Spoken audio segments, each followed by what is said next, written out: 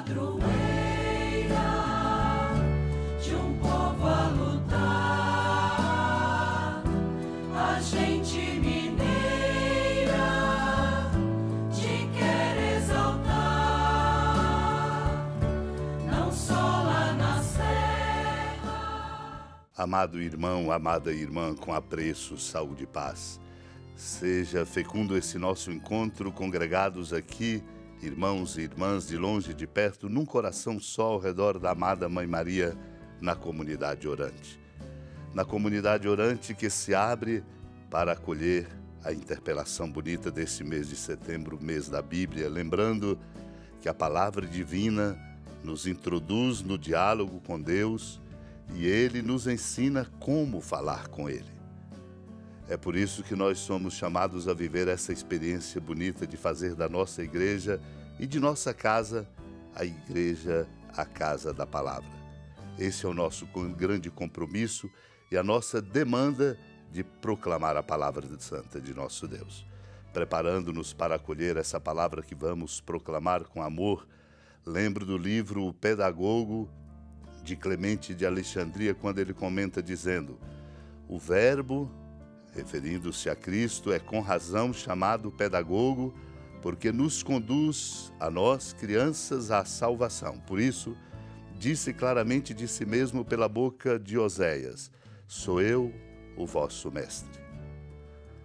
A pedagogia divina, meu irmão, minha irmã, é, pois, a religião que é simultaneamente ensino do culto de Deus, educação para atingir o conhecimento da verdade e boa formação que conduz ao céu. O termo pedagogia abrange muitas realidades. Ora, como nem sempre o piloto se abandona aos ventos, mas volta atrás, escapando às borrascas, também o pedagogo não cede às leis deste mundo, permitindo que a criança se despedace como um barquinho numa vida animal e licenciosa. Só quando a alma da criança é impelida para o alto pelo Espírito da verdade, é que ele guia firmemente o seu leme, isto é, o ouvido interior, até fazê-la ancorar, sã e salva, no porto celeste. Pois se a educação que recebemos de nossos pais termina cedo, a formação recebida de Deus nos acompanha sempre. Naquele tempo, disse Jesus: com quem hei de comparar os homens desta geração? Com quem eles se parecem? São como crianças que se sentam nas praças e se dirigem aos colegas dizendo: tocamos flauta para vós e não dançastes, fizemos lamentações e não chorastes. Pois veio João Batista que não comia pão nem bebia vinho, e vós dissestes: ele está com um demônio. Veio o Filho do Homem que come e bebe, e vós dizeis: ele é um comilão e beberrão, amigo dos publicanos e dos pecadores. Mas a sabedoria foi justificada por todos os seus filhos. Amados e amadas de Deus, essa passagem do Evangelho nos desafia profundamente. Quando pensamos a vida, que nós temos que dar conta dela, conduzi-la na direção certa, sabemos que precisamos para isso de sabedoria, sabedoria que nasce da nossa competência espiritual para discernir, ajuntando tudo aquilo que se nos dá como informações, como experiências, como indicações e perspectivas. Produzirmos é o nosso maior desafio, um discernimento que nos faça capazes de ter a sabedoria para conduzir na direção certa a nossa própria vida. Por isso Jesus faz essa pergunta: com quem hei de comparar os homens desta geração? Com quem se parecem?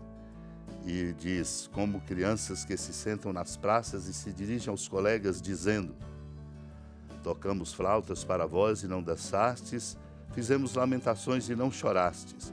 Portanto, uma geração que não tem a competência devida para saber e ter a sabedoria necessária para conduzir a vida na direção certa. Nós não podemos emitir juízos que confundem, menos ainda que causam tropeços. Por isso lembram Jesus: João Batista, que não comia nem bebia, era chamado como alguém possuído por um demônio. E o Filho do Homem que come e bebe é chamado de comilão e beberrão, amigo dos publicanos e dos pecadores. Assim mostrando o desafio grande da nossa vida. Por isso que a nossa sociedade se descompassa quando não somos capazes na nossa cidadania de qualificadamente julgar e emitir juízos. Somos, portanto, desafiados a amadurecer na fé. Fé adulta e comprometida somos chamados a ter. Precisamos, então, nos alimentar com solidez. Interessante é o que Santo Agostinho diz num dos seus sermões sobre os pastores. Já dissemos o que é tomar leite, vejamos o que seja cobrir-se com a lã. Quem oferece o leite dá o alimento e quem oferece a lã presta homenagens. Ele comenta assim exatamente para dizer da conduta adequada e aí assentada na sabedoria necessária, nascida do discernimento adequado para conduzirmos a vida na direção certa. Supliquemos a Deus a graça de termos o discernimento necessário para brotar em nós a sabedoria que nos faz conduzir a vida na direção certa, para não sermos pedra de tropeço para ninguém, mas instrumentos na nossa condição de filhos e filhas de Deus, na implantação e no desenvolvimento e na vivência do amor. Supliquemos. Senhora da piedade, Mãe Virgem do Cristo Deus. Lembrai-vos, ó piedosíssima Virgem Maria, que nunca se ouviu dizer que alguém daqueles que, tendo recorrido à vossa proteção, implorado a vossa assistência e reclamado o vosso socorro, tenha sido por vós desamparado.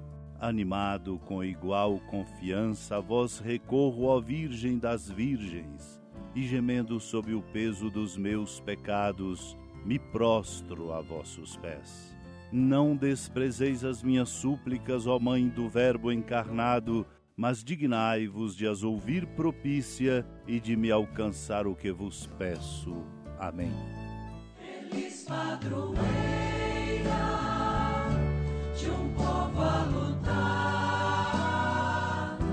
a gente mineira te quer exaltar, não só lá na serra, tu és esplendor de toda esta terra, também és fulgor. Amado irmão, amada irmã, com alegria do Santuário Basílica da Padroeira do Estado de Minas Gerais, a Senhora da Piedade, que da sua casa de clemência e bondade nos acompanha e nos abençoa do alto da serra, magnífica arquitetura divina, a bênção de Deus, amor misericordioso. Pai, Filho e Espírito Santo, desça sobre sua família, proteja sua casa, sustente sua vida, fecunde o caminho missionário de nossa igreja e nos encha de sabedoria e permaneça conosco para sempre. Amém. Feliz padroeira